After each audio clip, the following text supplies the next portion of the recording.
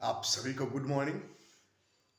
जैसा कि आप लोग सभी जानते हैं कि छत्रपति शिवाजी का आज जन्मदिन है। उनकी जयंती पर सत सत नमन करता हूँ और कुछ उनके बारे में विवरण भी देता हूँ। जैसे सभी को मालूम है कि छत्रपति शिवाजी मराठा साम्राज्य के संस्थापक थे। आज ही के दिन 19 फरवरी को छत्रपति शिवाजी का 393वीं जयंती है। उनका जन्म 19 फरवरी 1630 को पुणे के शिवनेरी दुर्ग में जीजाबाई और शाहजी भोसले के घर में हुआ था।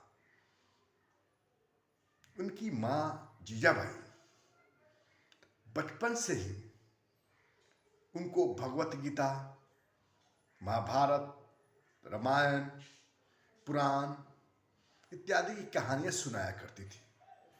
उनके पिता बीजापुर के दरबार में एक उच्च अधिकारी थे। तो शिवाजी के छोटी सी उम्र में ही एक लीडरशिप की नेतृत्व करने की क्षमता दिखाई देने लगी और पुणे के एक गांव में लोगों में बड़ी साहस थी और वे 3 साल तक वहीं रहे और वहां उन लोगों की ताकत देखी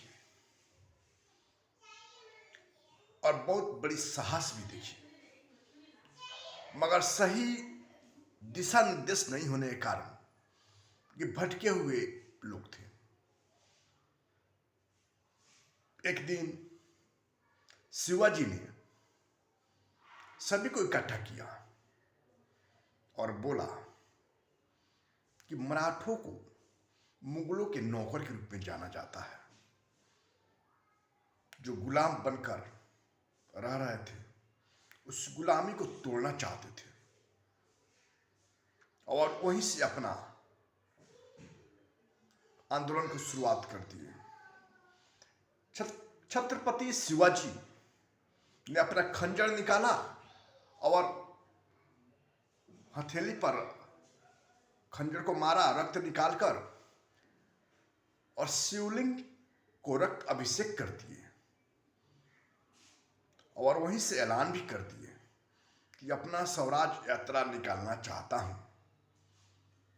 और गुलामी एक मानसिकता बनी हुई थी, उस मानसिकता को खत्म करना चाहते थे। उन्होंने महाराणा प्रताप जैसे बल और चाणक्य जैसी नीति को अपनाकर बिगुल फूंक दिया और उन्होंने छपमार युद्ध, पहाड़ी चूहा, फादर ऑफ इंडियन नेवी, साहकारता, धर्मोद्धारक जैसे नामों से पहचान बनाई। और देखा जाए फादर ऑफ इंडियन नेवी इसलिए कहा जाता है कि इन्होंने गुजरात, महाराष्ट्र, गोवा, कर्नाटक, केरल, तमिलनाडु और जितने भी समुद्री भाग थे वहां एक सैनिकों को तैयार किया और इस तरह लड़ाई में बहुत मददगार साबित हुई।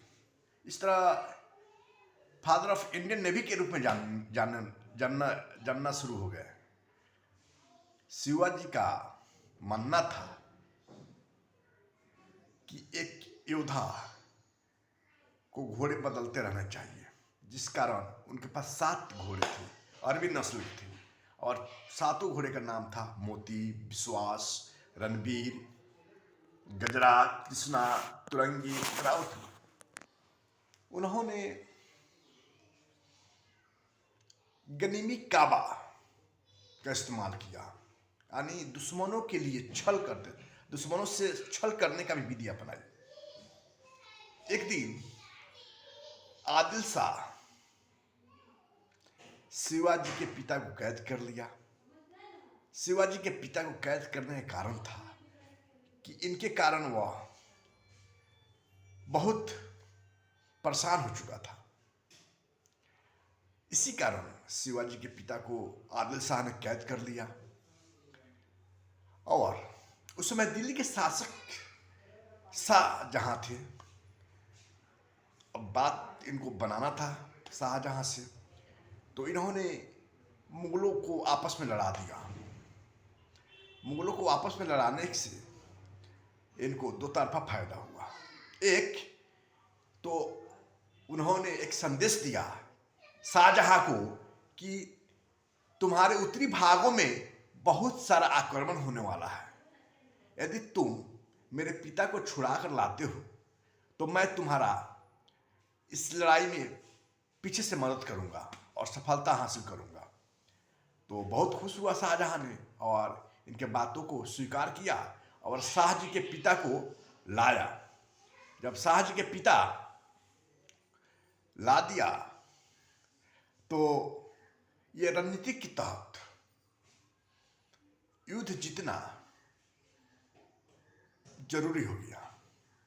कई बार तो ये बिना युद्ध लड़े ही युद्ध जीत जाते थे। एक और विशेष बात, जो भी उन्हें बर्बाद करने आता था शिवाजी उससे आबादी हो जाते थे। आदिल शाह बहुत परेशान हो गया और ये अपने बड़े सेनापति अफजल खान को मारने के लिए भेजा। अफजल खान भी अपने रणनीति के तहत काम किया। वो जानता था कि शिवाजी बहुत ईमानदार कर्तव्यशील व्यक्ति हैं, तो शिवाजी को एक संदेश भेजा और बोला कि शिवाजी तुम बिना हथियार और बिना सैनिकों को आओ और कुछ मुद्दों पर बात करेंगे। तो ऐसा शिवाजी ने सुना और इस पर तैयार हो गए। शिवाजी खुशी खुशी आए और वो विशाल सेनापति था। सेनापति ने हाथ बढ़ाया गले लगाने के लिए, तो शिवाजी एक लोहे की जैकेट बनवा ली थी। वह